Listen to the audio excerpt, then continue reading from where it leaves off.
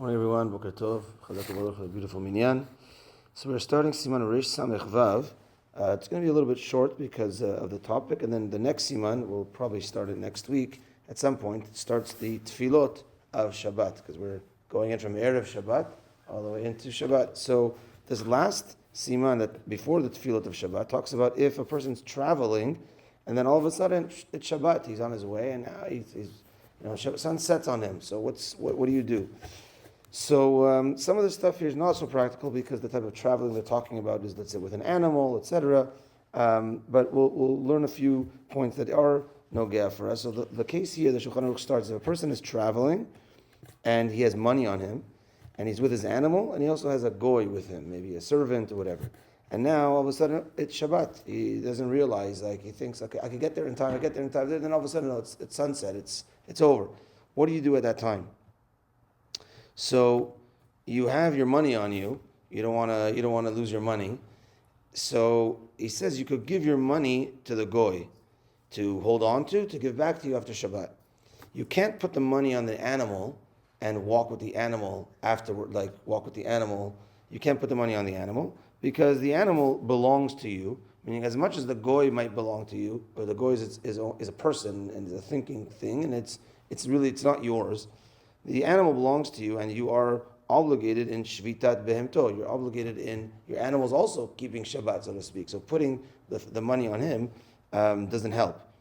So you have to give it to the goy. Now the issue here is number one, muktzeh, money, that's midirabanan, but also hotza'az. If you're outside of the tchum, you're walking 4 amot in the Rishut Rabim. There's carrying, which is the oraita. So to avoid issues of carrying, you give it to the goy, and he takes care of it for you. Now, even though we're not supposed to directly ask a goy to do work for us on Shabbat, because that's also a rabbanan. The Chachamim, the same rabbanan that said don't use the goy, they gave an exception in this case because they said they know how much a person is bahul on his money. He's worried about his money, and if we're going to tell him no, sorry, so you got to drop it on the floor and leave it, they're not going to do it. So therefore, okay, in this case, you're in a tight situation. You could give it to the. You don't have to even do it with a remez or a hint. You could tell the goy, do me a favor. Here, take the money. I didn't realize it's Shabbat now. Take the money and hold on to me till after Shabbat. Now, obviously, in these type of cases, if you could do this all before Shabbat, like let's say you see, oh my gosh, the sun is setting, and I got to figure this out. If you could do it before Shabbat, that's obviously best. To give it to them before Shabbat, etc. Then that is ideal. But even if it's already Shabbat, you think maybe it wasn't Shabbat yet, whatever, someone tells you the time, or you realize, oh my gosh, Shabbat actually started already, you could still give it to the goy at that moment. The Shulchan Aruch says, let's say you find a lost object. So let's say, so that wouldn't count. Like on Shabbat, you find a lost object, and even if it's worth some money, you say, oh, here, goy, take it, and let me keep it for me till after Shabbat. To tell him directly to do that. You can't, because this is not money that you earn or that you're going to feel bad for if you lose or whatever. This is something that you just found. If you found it right before Shabbat and you give it to him right before Shabbat, then it became yours before Shabbat, so it's part of your wallet. So you could kind of do that if it's before Shabbat. Okay. If, let's say, you only have a horse, you don't have a goy in this case. So nowadays we have a car, right? So you can't keep on driving your car. Well, we'll talk about that a little bit more in detail.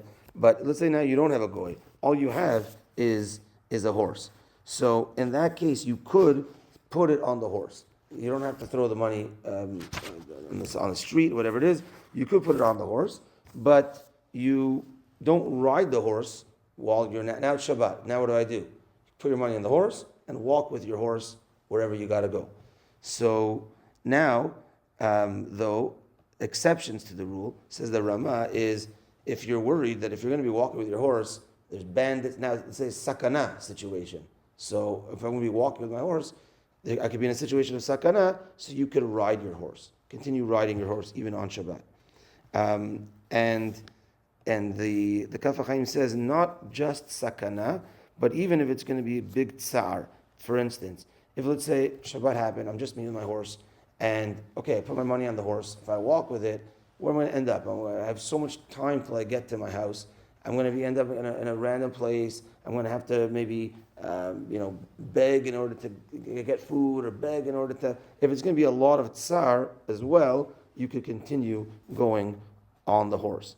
Now, again, the horse is not electricity. Horse is a horse. So that's the law regarding a horse. We'll bring it to more practical as we go, but we saw a few practical things of giving the money to the goy, lost objects, etc. Okay, that's that for today. Minchat tonight at 5 o'clock. It's going to be cold, but let's brave the cold and let's make it happen. Minchat 5 o'clock. Have a good day, everyone, and Shabbat Shalom.